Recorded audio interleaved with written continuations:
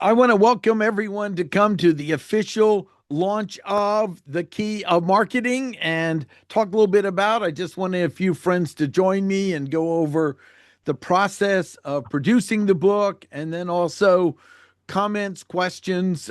Thanks for taking a moment to look at it, dig into it.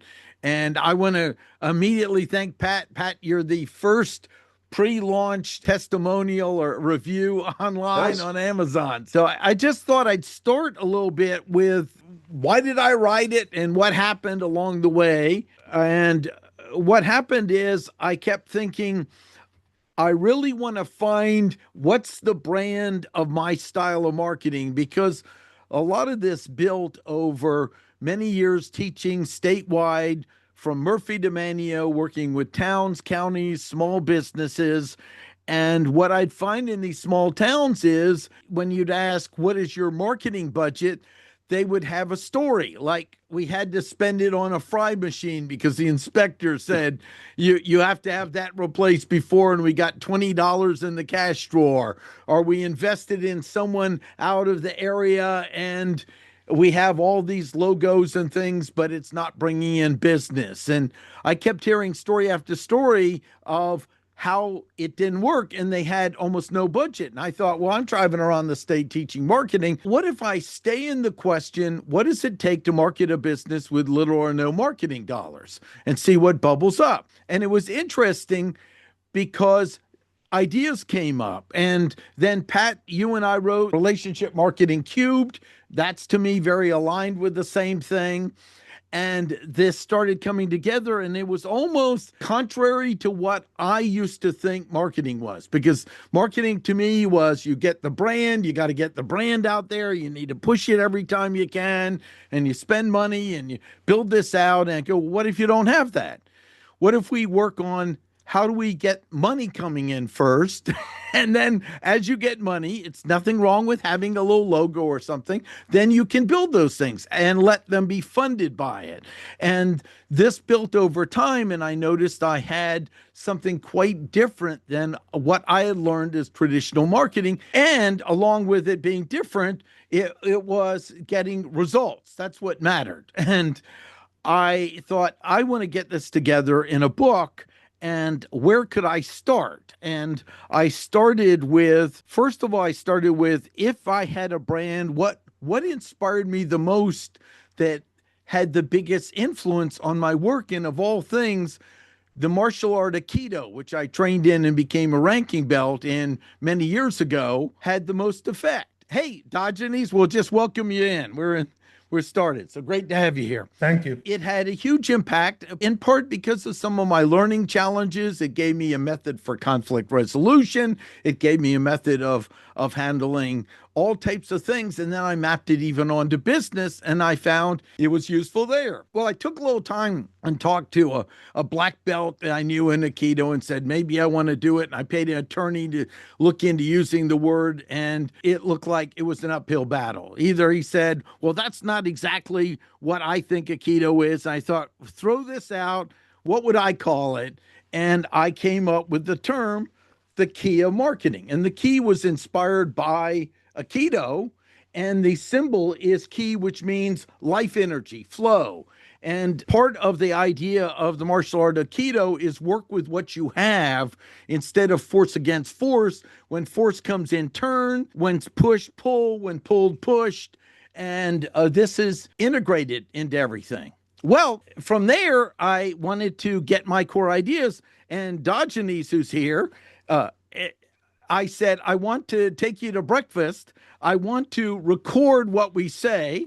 And I brought my little digital recorder, folks, that I love. I think Whitney has one too.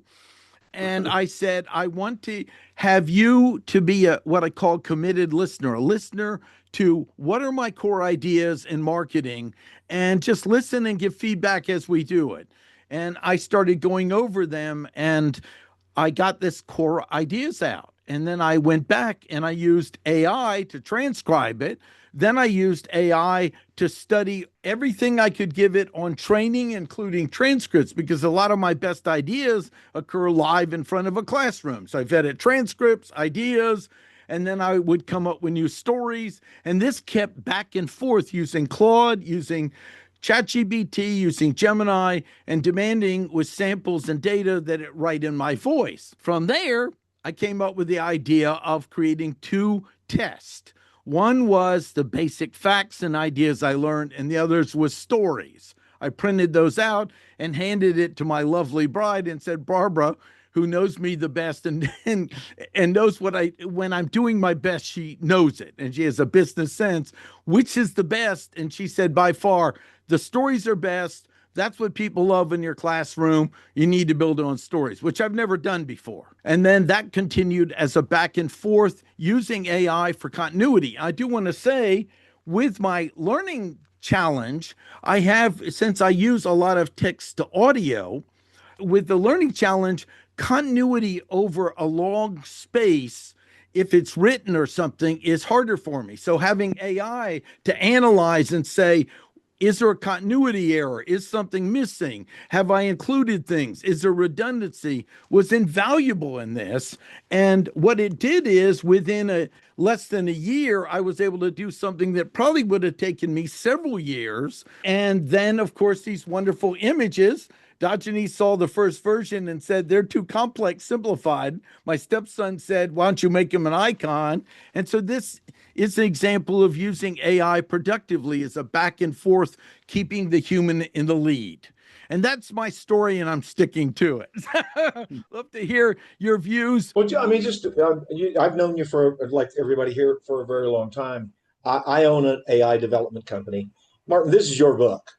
Anybody that knows you and reads this Yeah. book, this is your book.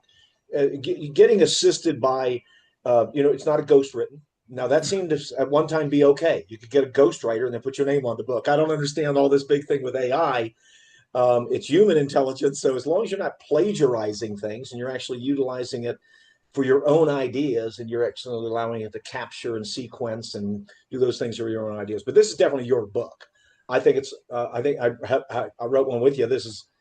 I think it's your best book, at least Mhm. in this space. And it goes to that thing of the examples you use are really they're AI proof. So it's really interesting when I think about this and you think about AI and what jobs, and you think, well, electricians and plumbers, and okay, they're safe. Well, relationships are AI proof.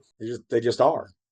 You can't have a relation. I've got about six. I build agentic AI systems, and I've got probably a good 10, 15 agents that do all kinds of great work. But and I do name them. These the ones I work with all the time. But I have no relationship with them. But I have a relationship with Martin. I have a relationship with Whitney. I met Whitney and Colleen and Diogenes. We met. We know each other. We met, gosh darn, almost 20 years ago. Wow. And I can say right now, still a lot of love. Well, love actually is AI proof. You know what I mean? And so it's definitely your book. I read it. I started it last night. Did about maybe 2 hours, a little over 2 hours, and then jumped up this morning at 5 o'clock and knocked it out. And I said that is definitely a great book. Martin will tell you I'm not a big story guy. I don't hate fluff in business books. I don't like stories, and I don't like books that actually seem to market the person writing the book. If I wanted a written business card, I'd ask the person for that, and it's and I would have no hesitation. I've been president of chambers and that kind of stuff, so I'd have no hesitation buying that book for somebody I cared about, handing them a copy and saying, pick something here and then commit to doing it.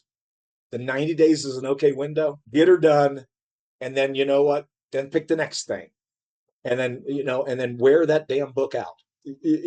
So yeah, so it was truly a pleasure writing that review for you, Mark. Well, I just have to jump in here and say that I am honored and thrilled that I was invited to lunch that day when you did your brain dump and got all that stuff on recorded, because seeing it from your lips to this printed manuscript, this book, it's I agree with Pat. I think this is your best book, Martin. And I tell you, one of the ironies of this book is that it was facilitated or a production enabled via a lot of AI tools. but it's the most human book I think that you've ever written. It is, I mean, this is you, and it is easy to read. It's impactful in a way that you ever experience someone who teaches you a tough lesson and kind of criticizes you a little bit, but you wind up really loving the way they did it.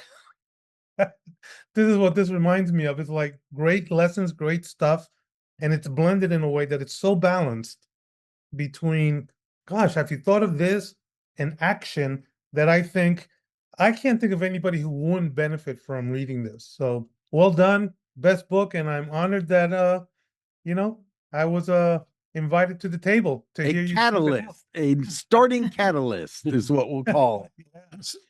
So I'd like to say a few things. So back when I went to start up Carolina Web Consultants, I didn't have a clue on what I was doing, except for the fact I had been in corporate America management, and I went over and I bought a landscape maintenance company, and that was all referrals and putting flyers in mailboxes, breaking them all and stuff. Um, but when I got started from nothing, there was the guerrilla marketing. You all read that book? Oh, yes. That was the thing that saved my hide. Otherwise, I would have been slinging money out on advertising everywhere and it's stuff I couldn't afford. So just thinking that was going to be the answer and stuff.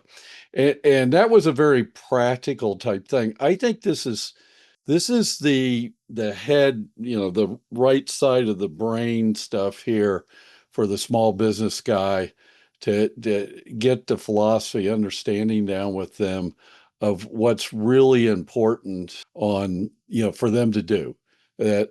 And, it's not about going out and spending a whole bunch of money here on advertising, especially in this day and age. I'd like to comment on the book, and I've only read the first 6 chapters, but I had known Martin a very long time, probably over 20 years. And I used to be the director of the Chamber of Commerce here. And Martin just popped in one day and introduced himself. And I was like, who is this guy? He is just full of energy.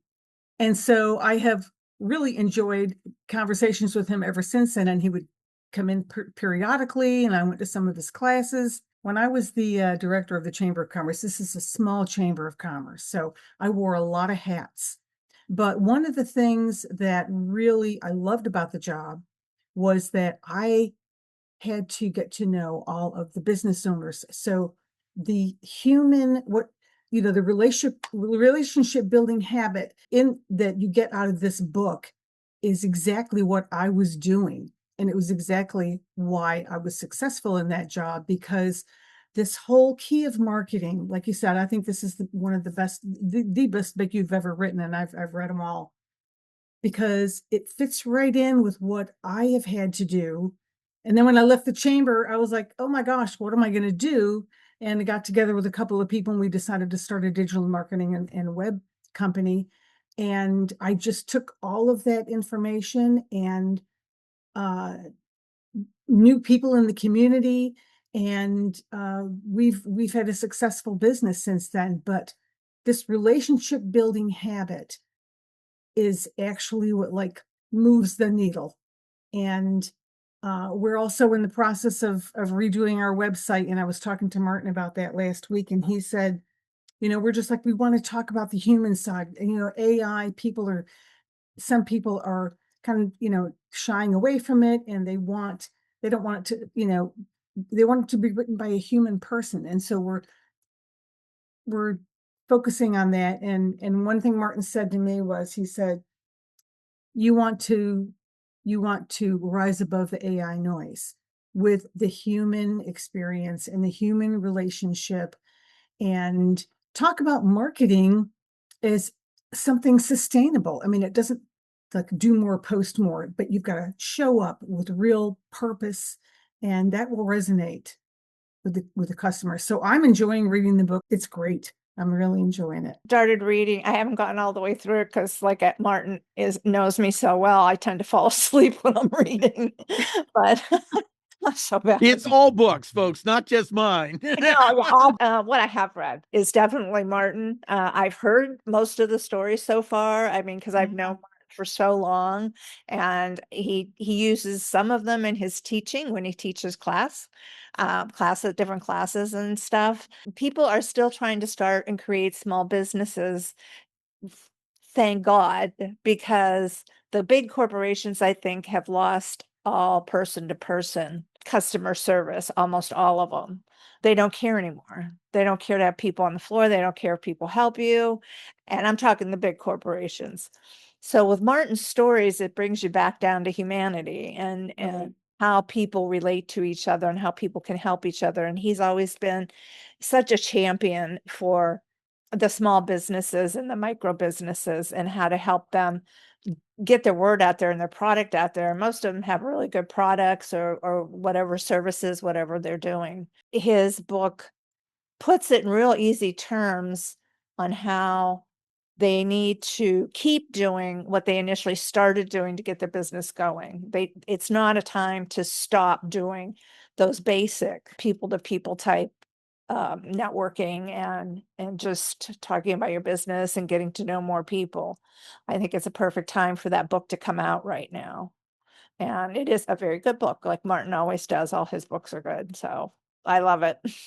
Thanks. I'll tell you one thing with the relationship marketing that I've discovered through the ages is that you bring in a bit better customer. I mean, when I did things that just brought in the random guy that called the company up, and it wasn't a referral or something like that, you never did keep the customer loyalty was really low with those guys. And when you have the relationship bringing the folks in, those are the type of customers I got customers I've had for coming up on 30 years. And they're just there. And we might have made a few mistakes with them and things, but they're sticking with the relationship. Yeah, so just a couple of notes. When I was reading the book, and again, I want to frame this into you're a business coach, and it goes to something Diagenes just said, So when you're coaching, sometimes I was in athletics for a lot of my youth and early adulthood, and sometimes you have hollerer coaches, and then sometimes you have coaches that actually know how to coach an individual, and they can be a little direct, but they can also be nurturing. And I kind of saw some Ted Lasso in your book a little bit. There really was a bit of, hey, this is the truth. This is the facts. If you spent all your money on marketing, you probably wasn't a good idea. You know that. I don't need to tell you. I like the transition, but I've always said that being a local business can be an unfair competitive advantage. I believe that.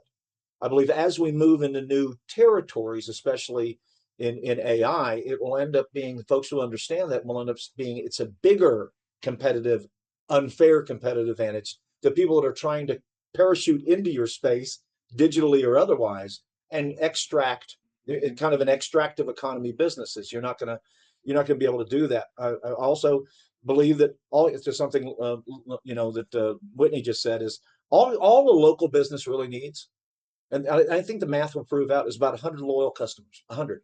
Now we keep thinking that we need thousands and 10,000s of people to follow us and like us and do those kind of things. But that's ridiculous math. It actually doesn't work at all in anybody's thing.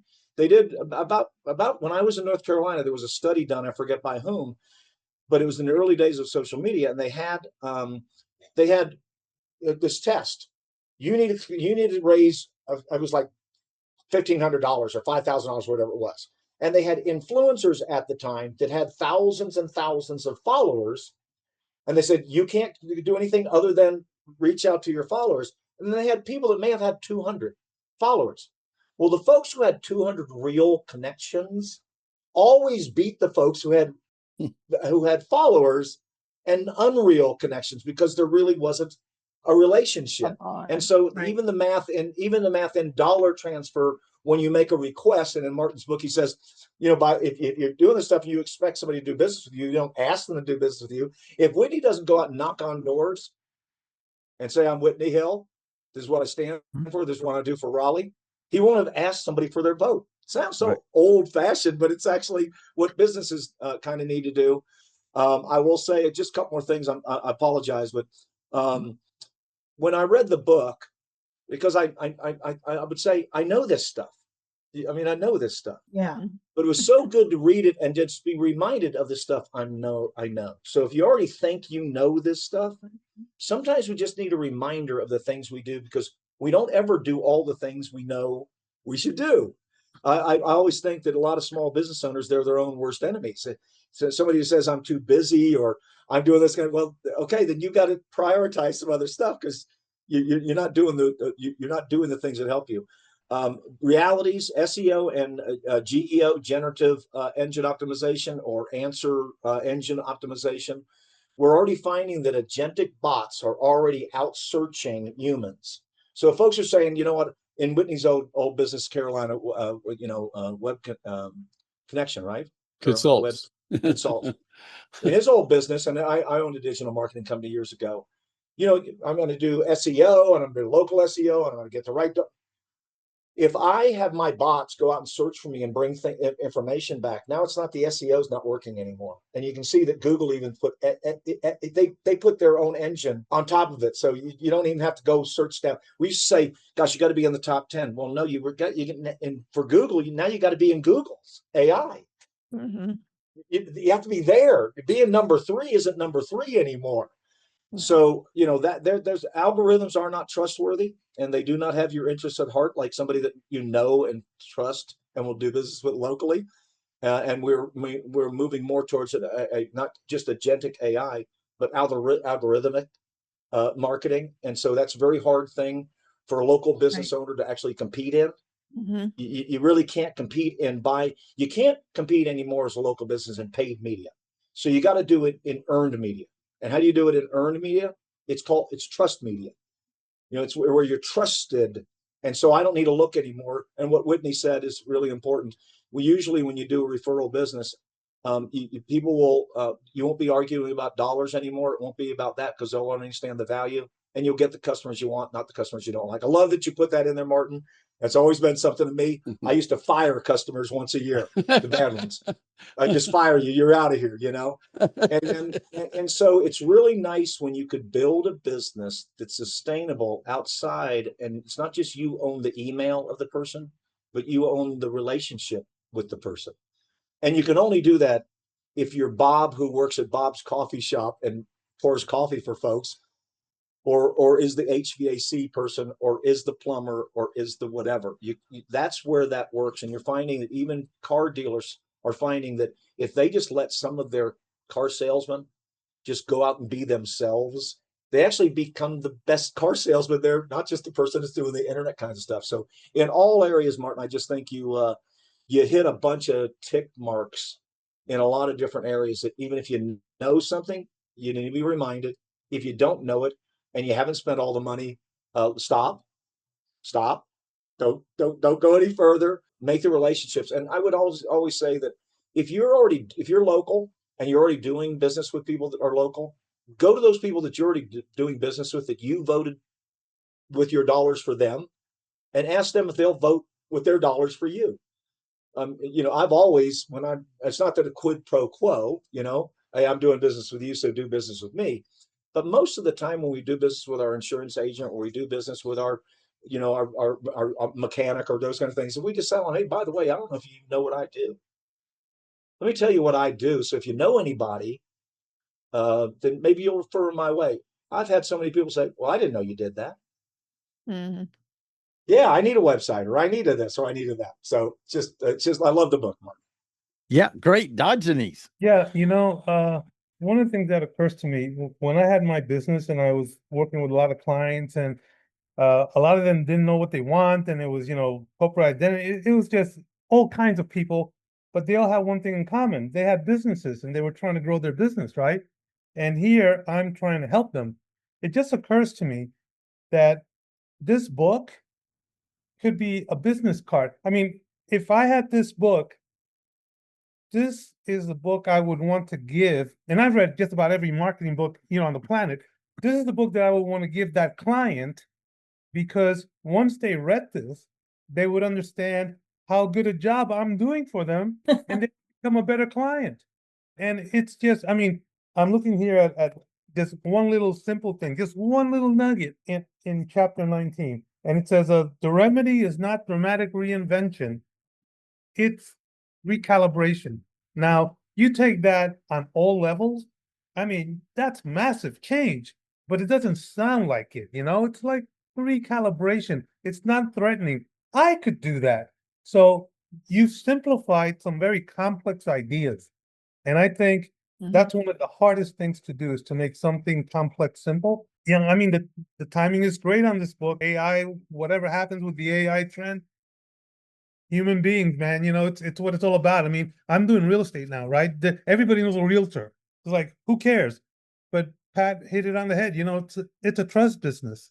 It's a trust business, and this really does hit on that in a way that brings it home. So I just can't say enough good about this book, Martin. I'm so impressed and so glad you did it. Yeah. That reminds me of the book's filled with little Martinisms that bubbled up over many years, because when I'm teaching and training, I'm always looking for a word that would get their attention. I was thinking of one it's like, what is the antidote to disrupt the paradigm they have that's stopping them from making money? And one of them is good-natured people were taught you should never wave your own flag. But the fact of it is what do I say to them to disrupt that? Because that happened at a very young age. In fact, Janet and Colleen, often it would be women, they'd have a different phrase. The mother would say, she thinks well of herself. And that was like, well, I don't want to be that.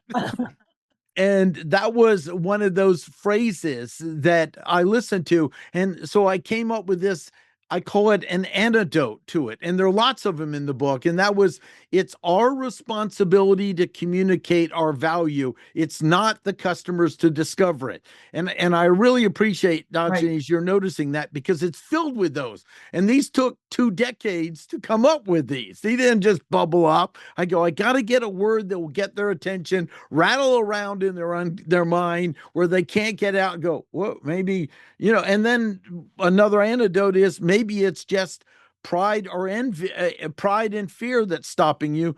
Care more about your customers and stop caring about yourself. And I got wine shop, and she said, I don't like how I look. I don't like how I sound. And I said, make the videos anyway. Why? Well, because when I'm in front of you, you make me want to buy wine, and I have no interest in wine. I don't necessarily like it, but I want to buy it when you talk about wine, and you're not doing that. And then I came back and I noticed she started making videos. And I said, well, what happened? I thought you don't like how you sound and look. And she goes, I don't. And I go, why you keep making videos? And she said, because more people come in. And so this is the coaching to get out of yourself. I've really thought to bring this in to all aspects of it. And when people break out of this, it's beautiful and transformational. And another quick story of this is, in fact, he's a quote in it. And he's someone I worked with for a while. And he said, well, I can't afford a website, but I love doing handyman work. I love doing the work. And I said, well, can you do what the customer says and not do it if you can't do it? I know that seems silly, but can you execute that? And Pat and I, in our relationship marketing, have a great quote. Don't promise and over deliver. Promise and deliver. That's the competitive advantage, right, Pat? Right. And that's like unique. I said, promise and deliver. If you go, I can't do it, or I think this person wouldn't be happy if I do it, refer that out quickly. I have a wonderful video of him, and he's coming to town again. He's in South Carolina, Janet, and his entire business is built on a t-shirt he wears and a phone number. And he says in the video, because of me, he had to pay taxes on $1 million. And his business is handyman extraordinaire. Save your marriage, call me first. Oh, yeah. That's it. No website, just referrals. He's packed with business.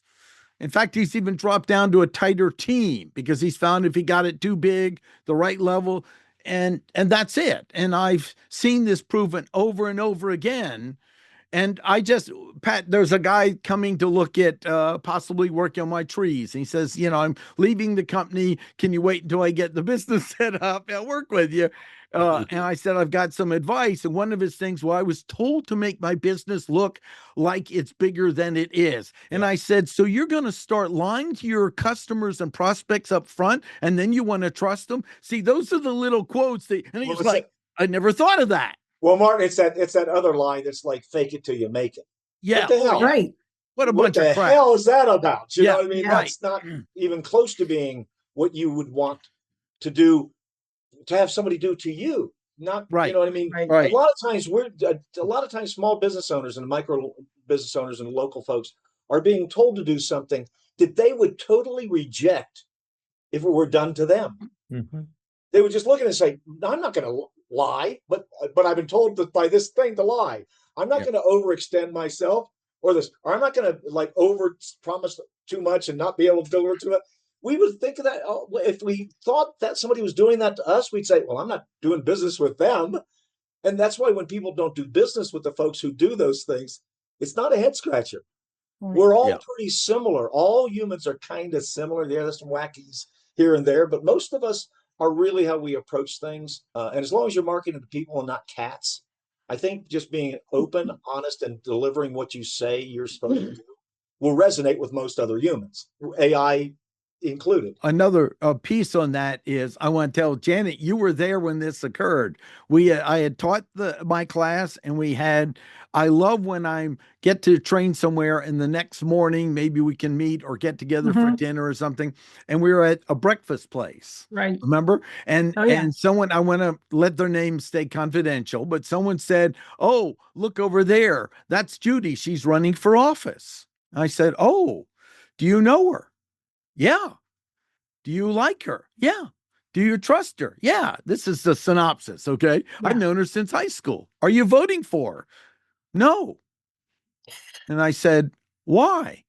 Because she didn't care enough to ask. And this is so important. It's just like in our relationship marketing where we talk about the 3 in it. That you can learn that book also. Right. And some people say, well, I only asked for 1. Well, maybe you didn't set up, because are you putting yourself forward with making sure you're pre-screening the client for the person you can give the high value, and you're referring out the others? Well, here's an interesting thing that Diogenes just said it. You're going to crush it in real estate because you're just an amazing guy. But here's the interesting thing. If all of us were realtors and we were all in Raleigh, there are enough customers that will like me over Martin, or Janet over Colleen, or Diogenes over somebody else. If you are your actually true, authentic self, there are some people that would want to have a young realtor that's never done anything because they'd say because they're hungry and I'm their only customer and they're going to sell my house. And there are other folks who want to have a button-down suit person because they're in the research triangle. They work for Cisco and that's what they do. We will all find our own ideal customer in a small place like Raleigh. Well, we're not stuck in Raleigh most of the time. We can actually extend our reach. So it's really interesting for somebody to understand that you don't need a lot of customers, that your customers are out there, and your most authentic, true story, and again, you got to deliver, you got to be good. I mean, if you're not good at what you're doing right now, take a couple of minutes. The internet allows you to be an expert in almost anything in 8 weeks. Right. So don't be an idiot. I mean, there's no reasons for anybody being ignorant anymore, ignorant, the lack of knowledge, because you can just go get it, whatever you're lacking in. And so it's really interesting that everybody, if you had 50 more people in this little window right here, every one of them has an ability to be successful in their area by just finding their customer rather than the spray and pray, hope marketing. Maybe this works. I understand somebody else did it. No, just do great work and then let that customer bring you the next customer, then do great work. And then those 2 people will bring you, it's that old Amway thing that I have nothing to sell anybody, but it's that old thing to where, you got this bubble and then if you do this thing and something, that stuff does work. The network marketing, not in the new sense of it, but using your network to connect with people who know, like, and trust you and will take you into their place like a fireman. Everybody goes in. That'll work for my great grandkids, irrespective of what the world is going to be like then. It just will work. Yeah. You know? Yeah. Well, I want to open up. Rick joined us from Japan. He's my best friend and publisher and co-teacher of our How to Publish books. So great to have you in from Japan. It's good to have you. Well, thanks. Thank you. Early in the morning, and so you got up. And one of the things you had in your book that I thought was very, very important, we don't kind of cover it yet, which I think if somebody's starting a business, and especially, let's say, in real estate, if I were in real estate, I think one of the things I would really try and do is I would try and find a landscaper, a plumber, an electrician. I would try and find people that are in the same pipeline as me, that serve the same customer. It may be my first marketing thing that I would do. Rather than marketing for customers, I might market for strategic alliance partners. And you cover, that's in one of your chapters, you cover that. And I think it's one of the most important things. It's one of the things I do first. Is I first go out, and when I moved to Trinidad, I didn't know anybody. The first thing I do is, who is in my space that I could help them do what they want to do, and then the law of reciprocity will kick in, and they will most likely, if we get along, help me do what I want to do. And so I really think one of the things in there that you covered, I call it Coopetition. Yeah, I do too. That's been my word for it. And so I think that's a really big thing that folks realize is, quit thinking that other people in your market, and we're talking local here, but in your market are competitors. Like I said, if we were all realtors, we still wouldn't be competitors, because some folks may want to do beach homes, and some does farms and lands, and some people do over 55, and some people want to do first home. I mean, the realtor that wants to be the friendly realtor for everybody is not a realtor for anybody, right? Yeah. But I really think I really want to encourage you to stress that more, because I think that's a multiplier. When getting customers is a 1+1 math business. Yeah. Getting strategic referral partners that act like a fireman, we all go in the building together, we all come out together. That is a multiplier. And it really can accelerate a business, because if just think of it, we were talking online, and I've got 500 followers, and Diogenes has 5,000 followers. If I can figure out a way to actually help him go from 5 to 10, I guarantee you he'll help me go from 500 to 2,500, right? It just multiplies more so when we try and quit thinking that we're in competition with the folks that are also in the same space as us. Also, the people that are also the plumber, the air, the folks that actually can send Diogenes people that want to sell their home, because they just hired them to paint the house. Because why? Because they want to put a house up for sale. If that painter knew Diogenes and said, well, I got a guy, I got a guy, right? That old, I got a guy, I got a gal, I got a guy. You want to be that guy or gal that people say, I gotta, Rick has joined us. I want him to mention a little bit about the process of putting the book together, but he has someone in his own town that's very similar to what you were talking about. And again, I think it's more an agreement than disagreement of picking a niche. It's nothing wrong with the niche, as long as you also find the audience that wants it. You have to have both of those. Right. And he has someone in your town, Rick, that makes, what is it, a special type of pie or something? It's like something he came to America and found, and now he's passionate about it. What is it? Could you mention that? Yeah. So a fellow lived in the States for a while, a Japanese guy.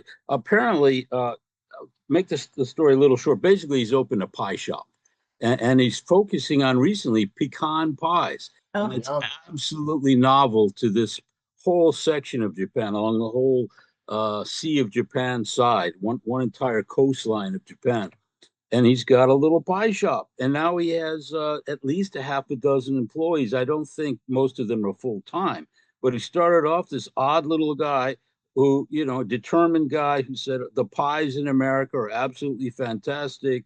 And fruit pies and now pecan pies. He's got a few, regular, like he's got, he's now talking about I forgot what that's. I've lived here for so long. Pie, maybe. Who knows? Pie.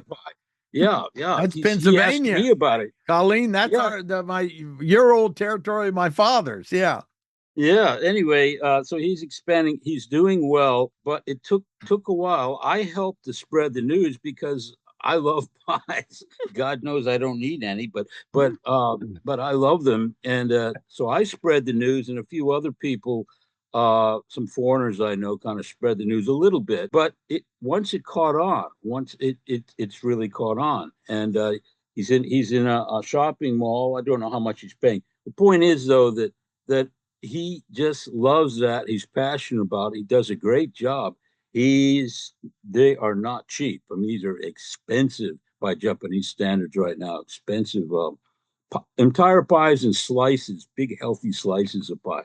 And he's gradually learning. He's been doing some adjusting. I've been following it very closely, being an avid customer. It was not really a research project intentionally on my part, but you're right. He's doing well, and he seems to be applying some of the lessons that I picked up from your book, from this conversation. But being the publisher of your book and editor, I know the contents pretty well, and I think it's fantastic. Like I said, I'm fascinated by the overlap, and also how it doesn't quite overlap with things here in Japan at this time. But typically, Japan is about 15 to 20 years behind America in terms of fashions and trends. And I don't think that what we're talking about here is necessarily a trend. I think Pat put his finger on something talking about AI, but I don't know what's going to happen. Maybe nobody does, other than Elon. And Elon might not be human for all I know. He might be an alien from the future or something. I don't know. But I don't know what's going to happen. But seem to be their tried and true methods, right?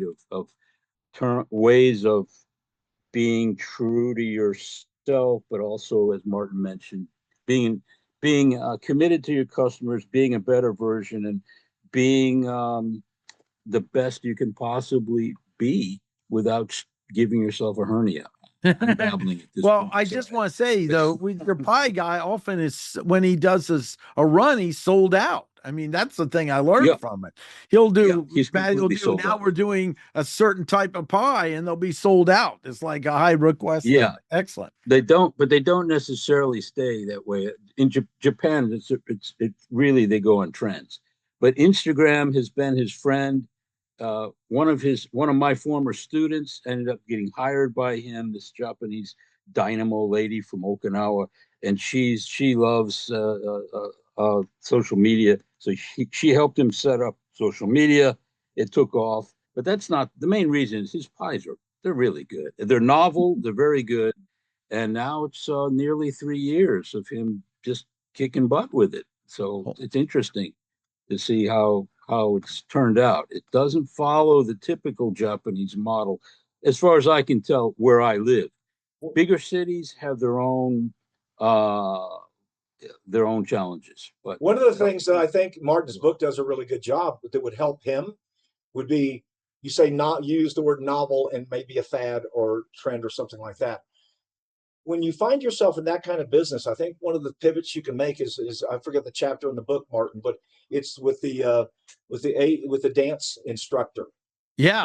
Who was trying to get everybody, let's all dance. And she found out there were certain couples, Asian couples, that were retired and that had some time, and ballroom dancing was really good for them.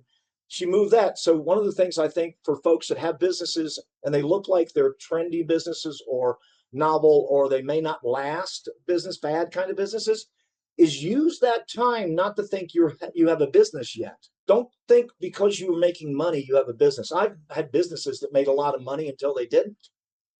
I think if I'd have known maybe from that chapter of that story, is that you should be always ready to morph into where your real customers are, even if you have a lot of customers. And that's why it was important in Martin's book that I found a big takeaway was one of the first things you need to do is find your customer, and they may not be with the people that are coming to you right now. And most times they're not. Most times they're not going to be the folks that are doing business with you when you first start. That's like anybody that's breathing and has a checkbook is my customer. Well, pretty soon you will find your customer. And so I would probably hand him a copy of that book and say, hey, listen, chapter whatever it is, Martin, chapter there, I would suggest you look at that and then start really doing it, because that kind of business could actually go from a pie shop with 12 people to 4 pie shops across Japan with 12 people. Yep. Serving that same customer in all those places. It's pretty cool to be in that kind of situation, I think. Yeah. I just wanted to say that I think part of the reason the book is so easy to read is you've done a really outstanding job of simplifying. I mean, I look at the chapter headings and the titles and that graphic at the beginning, and it sucks me in. Okay, I think I know what he's talking about, but I want to find out more. It's simple and it draws the reader in. And great job on that one, man. Great job on that one. Right. And I found myself slowing down and really thinking about what I was reading and how my intention shows up in my marketing with my customers. So it was just really, it's really refreshing reading this, bringing, I want to bring energy back to my clients, to the marketing I'm doing for them. One thing I'll add is AI is not looking for more AI slop. The large language models aren't looking. They're looking for authentic and real and human. Mhm. And that's what a small business has a competitive advantage on. And they're many times hiding behind what they think is their brand because it's uncomfortable. But guess what? It's uncomfortable for your competition. It's the sweat equity is where you can either spend a lot of money or you can get outside your comfort zone and do something that connects to them. And one of the things, I'm glad you mentioned it, Janet, this actually came from an idea from Whitney. Whitney had an idea, said, could you put a bottom line at the end of each chapter? And I loved it because I thought, no, I don't want to do that. I want to make them slow down and think. But what it did lead to, Whitney, is instead of the bottom line, I have pause with this reflection and ask questions to get you thinking. And they're unique in every single chapter. So it's funny how your idea led to that. I want something where it carries in your mind and you keep thinking about it and you're looking at other perspectives. And we as human beings were built on stories. I mean, that's why we passed on through the history of mankind. You need to have something real. It needs to be good. It needs to be get to it. And I made sure every single chapter is packed with something of added value for them. That's why I'm so pleased with making this available. I want to get out to as many small businesses and towns because I've really proven when several small businesses in the town get these ideas, it's like an old story called Stone Soup. Other people want to go, what you doing over there? You're making more money. And Pat, you were helped with, we did this in some towns in North Carolina where I said, don't worry about everyone else. Work together and make money. And they'll want to know what you're up to. In fact, maybe you ought to hide it like a secret sauce. And I saw that happen. Yeah. And then there's one where they were going to start a group I recommended. And they went to the chamber and went, well, unless they're customers for us, we don't want to do it. I said, build it and get a buzz. And as soon as they started, the chamber said, we'll let you use our room. Please come back to us.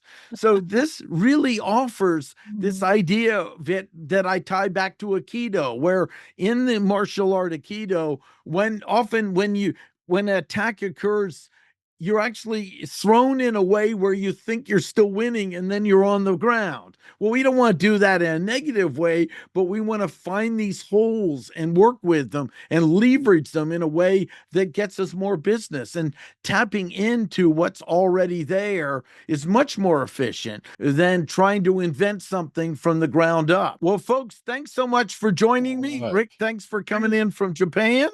Yeah. Thanks, my pleasure as always. Yeah. To see you. Congratulations, Martin, by the way. Good seeing old Really friends. great kickoff here. That's right. Seeing old friends. Rick, thank you again for the work you did for us. I highly recommend Rick. Yeah. Oh, thank thanks. you. Thanks, Thanks, Pat. Colleen. Appreciate it. Thank everyone. This was wonderful. I'll put the links below. Take Okay. care, folks. Thank you. Okay. Thank you. Okay. Bye. Bye-bye.